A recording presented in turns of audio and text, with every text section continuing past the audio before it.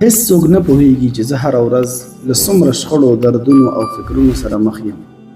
خلک یوازې زما مسکا ویني، خو تر شا یې هیڅ څوک نه پوهیږي چې زړګی مې څومره زخمي دی.